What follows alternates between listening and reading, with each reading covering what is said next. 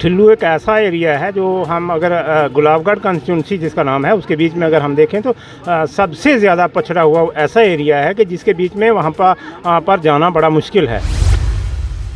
उस इलाके के अंदर रोड है ही नहीं है, बुरी हालत की क्या बात है जी, रोड ही नहीं है बिल्कुल, और लोग परेशान हैं वहाँ पर। उन लोगों ने, अगर आप देखते हैं कि प्राचीन काल की जो ज़िंदगी एक गुजारने का जो तरीका था, अगर आप वो देखना चाहते हैं तो ठिल्लू के भरनेली और उन इलाकों में जा कर के देखेंगे। ये जो फॉरेस्ट राइट एक्ट है सिर्फ गुज्जर बकरवाल के लिए नहीं, जो भी जंगलात के ऊपर डिपेंड है इन पहाड़ी इलाकों में, ये उनके लिए है। लेकिन एक भी केस रियासी डिस्ट्रिक्ट की ये बात कर रहे हैं, उसकी कमेटी के खुद मेंबर भी हैं, इनका कहना है कि अभी तक एक भी केस इसमें पास नहीं हुआ है। तो ये पोल खोलता है रविंदर रैना की उन कही हुई बातों का फॉरेस्ट राइट एक्ट को लेकर।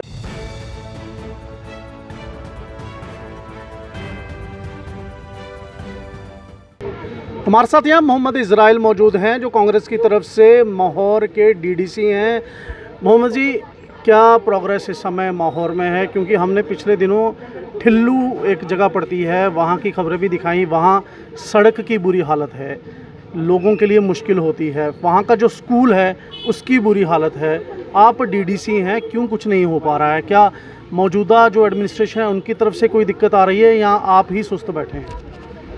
देखिए सर, जहाँ तक ठिल्लू का मसला सर ने बात बताई है, ठिल्लू एक ऐसा एरिया है जो हम अगर गुलाबगढ़ कंस्टिट्यूंसी जिसका नाम है उसके बीच में अगर हम देखें तो सबसे ज़्यादा पछड़ा हुआ ऐसा एरिया है कि जिसके बीच में वहाँ पर जाना बड़ा मुश्किल है। एक दरिया अंश है, आप देखते हैं वहाँ जब जाते हैं तो दरिया अंश के उस पार जाना जो है वो बहुत बड़ा मुश्किल है। मैं आपको एक वीडियो दूंगा कि वहाँ पर जब खरोली जो है वो दरमियान में फंस जाती है और फिर किस तरह से लोग लड़क करके वहाँ तक पहुँचते हैं और फिर वहाँ से उस इलाके के अंदर कोई मुलाजिम जाना नहीं चाहता है। वहाँ पर पुलों की ज़रूरत है। जो एक प्रोजेक्ट जो पुल का जो है वो नबार्ड के जनरल मैनेजर के ऑफिस में पड़ा हुआ है, जिसके लिए मैंने कोई 20 बार या इससे ज़्यादा बार मैं उनके पास जा चुका हूँ। लेकिन गवर्नमेंट ने एक वो कमेटी बनाई है उसकी प्रायोरिटाइजेशन के लिए, जिसमें चीफ सेक्रेटरी साहब जो हैं वो उसके चेयरमैन हैं। हमने बड़ी कोशिश की है कि उस पुल को जो है प्रायोरिटी दी जाए। इस पूरे मैं समझता हूँ कि स्टेट के अंदर जितने कोई इंपॉर्टेंट जो कोई प्रोजेक्ट है तो वो ठिल्लू के पुल का मसला है कि ठिल्लू का वो ब्रिज जो मोटरेबल ब्रिज लगाना जो है क्रूड के और ठिल्लू के दरमियान में, जहाँ पर वाटरफॉल आप हमेशा से देखते हैं इस रोड पर, जो रियासी मोर रोड है उसके ऊपर वाटरफॉल है जहाँ, वहाँ से पार, तो वो अभी तक जो है वो उसके बीच में जो है वो डिपार्टमेंट की तरफ से मैं कहूँ या ऊपर जो है एडमिनिस्ट्रेशन की सुस्ती की वजह से वहाँ पर कोई नहीं है। पिछली बार मैंने कोशिश करके अपने वहाँ SDM साहब को वहाँ पहुँचाया और सब डिवीज़न लेवल के जो मुलाजिम हैं, जो ऑफिसर हैं, वो वहाँ तक मैंने पहुँचाया और उन लोगों की बात की है। उस इलाके के अंदर रोड है ही नहीं है, बुरी हालत की क्या बात है जी, रोड ही नहीं है बिल्कुल।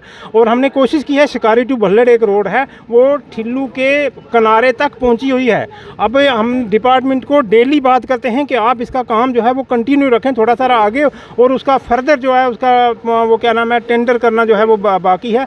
PMGSY डिपार्टमेंट में हमने कहा था कि अगर हम चीफ इंजीनियर साहब से हमने अपील की है कि आप उसका टेंडर जो है वो कर लीजिए ताकि रोड जो है वो कंटिन्यू की जाए और ठिल्लू के बीच में से एक रोड जो है वो चली जाए। पंचायत के हिसाब से अगर हम देखें, मैं सुबह से शाम तक चल करके ठिल्लू के एक कोने से दूसरे कोने पर नहीं पहुंच सकता है आदमी, इतना बड़ा मुश्किल, एक तो बड़ा एरिया है, एक मुश्किल भी है, उसके बीच में जाना भी बड़ा मुश्किल है और लोग परेशान हैं वहाँ पर। उन लोगों ने, अगर आप देखते हैं कि प्राचीन काल की जो ज़िंदगी एक गुजारने का जो तरीका था, अगर आप वो देखना चाहते हैं तो ठिल्लू के भरनेली और उन इलाकों में जा कर के देखेंगे कि आज भी लोग उसी पुराने तरीके से जो है रहते हैं। कहीं कपड़े या बर्तन जो हैं वो सिल्वर के या स्टील के कहीं लोगों ने ख़रीद करके वहाँ पहुँचाए होंगे, और बाकी वो जो पुराने सिस्टम जो है वो जो है वो उसी तरह से मौजूद है। तो वहाँ की डेवलपमेंट के लिए हम दिन रात, मेरा कोई इंटरव्यू और कोई बात नहीं होती है कि मेरी कंस्टिट्यूंसी के अंदर ठिल्लू जो है वो सबसे पछड़ा हुआ है, और उसकी तरफ जो है तवज्जो देने के लिए हमेशा से अपील करता हूँ। और हमेशा मेरी काउंसिल की मीटिंग होती है और वहाँ की सड़क की बात और वहाँ के पुल की बात जो है हमेशा से होती है। आपने काउंसिल की मीटिंग की बात की, तो जब भी कैपेक्स बजट की मीटिंग होती है तो आपकी तरफ से की जाती है। हालांकि मेरे लोग जो हैं, मैं लोगों के थ्रू भी हमेशा से एडमिनिस्ट्रेशन के साथ, मेरा चेयरमैन जो है उनके साथ, मैं ये नहीं कहूँगा कि चेयरमैन ने हमारे साथ उस मसले में कोई आनाकानी नहीं की है, लेकिन हमें ज़रूरत है कि वहाँ पर पर्सनली उनका भी फ़र्ज़ बनता है हमारे साथ उसमें जो है वो मदद करनी चाहिए लोगों की हेल्प करने के लिए। और वहाँ के पुल की, वहाँ के उस इलाके के पछड़ेपन की, वहाँ स्कूल जो है हमारे पास टोटल 5 टीचर हैं, जिनमें से एक मास्टर ग्रेड है और बाकी वाले जो हाई स्कूल के बीच में टीचर हैं, जिनमें से कुछ BLO हैं और कुछ ऑफिस का काम भी उनके ज़िम्मे है। तो पढ़ाने तक, क्लास तक पहुँचना जो है वो मुश्किल है। जितने हैं वो तो हैं वहाँ पर। मैंने अपने चीफ एजुकेशन ऑफिसर को तजवीज़ दी है, मैंने चंद टीचरों के नाम दिए हैं जहाँ हमारे प्राइमरी स्कूलों में कम बच्चे हैं, जहाँ वहाँ पढ़े लिखे जो टीचर हैं अगर बाहर से नहीं आते हैं तो उसी गांव से उनको वहाँ पर रैशनलाइज करके हाई स्कूल में भेजा है। पढ़े लिखे टीचर हैं जो MSc वगैरह हों या PG जो टीचर। खेतीबाड़ी की क्या हालत है आपके इलाके में? देखिए, खेतीबाड़ी लोग बहुत मेहनती हैं, लोग मेहनत करते हैं, लेकिन जो हमारे एग्रीकल्चर की तरफ से जो नई टेक्नोलॉजी है वो वहाँ पर मौजूद नहीं है। ये एक सिस्टम वहाँ तक जो है मोदी जी की तरफ से, BJP की तरफ से जो पेंशन आती है, जो हर साल पैसा दिया जाता है किसानों को, वो पहुँच पा रहा है वहाँ पे? देखिए, सरकार की तरफ से जो ये 6,000 रुपये साल के मिलते हैं। देखिए, आज की डेट में बीच में बंद हुए या बीच में मिले, मैं उसकी कोई ज़्यादा चर्चा तो नहीं करूँगा, लेकिन एक बात यह है कि उससे आज की महंगाई के वक्त में उससे क्या बनेगा, कितनी सहायता मिलेगी उससे? एक बहुत छोटी सी चीज़ है वो। और उन लोगों को जो सिर्फ किराया देना पड़ता है वहाँ से अपने घरों तक पहुँचने के लिए, वो एक मन के हिसाब से वहाँ जो किराया होता है या क्विंटल के हिसाब से, तो वो 700-800 रुपये क्विंटल का बनता है वहाँ पर। तो इतना बड़ा मुश्किल है, तो कौन सा क्या सहायता है उन लोगों को? वो तो बड़ा मुश्किल में फंसे हुए हैं। ये चीज़ें कोई माना नहीं रखती हैं वहाँ पर। आप DDC हैं माहौर के, प्रधानमंत्री आवास योजना के तहत अभी तक कितने घर बनवा पाए हैं अपनी कॉन्स्टिट्यूंसी में? सर देखिए, मैं आंकड़ा इस टाइम में सारा मेरे पास कलेक्ट नहीं है कि हर पंचायत का जो है ना वो कम ज़्यादा, किसी में कम हुए, किसी में। घर बन रहे हैं लोगों के? जी, बने हैं घर, लोगों के घर बने हैं। हम इस चीज़ के लिए शुक्रिया करते हैं। लेकिन एक बात यह है कि बहुत सारे जहाँ गरीब लोग हैं, बहुत सारे जो गरीब लोग हैं और जो उसके मुस्तहिक हैं, जिनका बनना चाहिए था, वो लोग जो है हमेशा छूट जाते हैं और जो अच्छे लोग हैं उनके बन जाते हैं। ये एक बहुत बड़ी समस्या है। और उसका हम जब बात करते हैं, जब एडमिनिस्ट्रेशन से बात करते हैं, जो मुतलका हमारा क्या नाम है डिपार्टमेंट है, उससे बात करते हैं, तो उनका हल अभी तक नहीं हुआ है। बहुत सारे लोग ये हैं और ये बहुत बड़ा वहाँ का मुद्दा है कि उन गरीब लोगों को, जो AY वाले लोग हैं, जो बिल्कुल गरीब हैं, उनके अभी तक बहुत सारे लोग जो हैं वो डिज़र्व करते हैं, लेकिन उनको नहीं मिला है।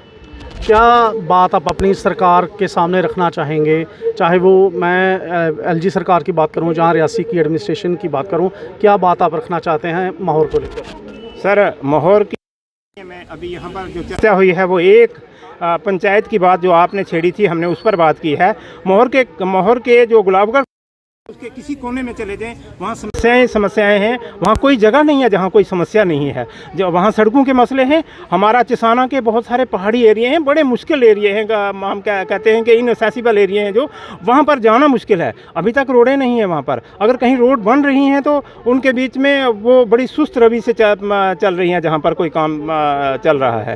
तो बहुत सारी हर जगह में राशन की प्रॉब्लम है। कई लोगों को, जो लोग डिज़र्व करते हैं, वहाँ पर पूछने वाला नहीं होता है कि जो लोग डिज़र्व करते हैं अगर वो उसमें से रह जाते हैं तो पूछने वाला नहीं है। अगर कोई बात की जाए तो वो बात जो है वो सही ढंग से पहुंचती नहीं है, और जब पहुंचाई जाए तो सुनने वाला तैयार नहीं होता है कोई भी आज की डेट में।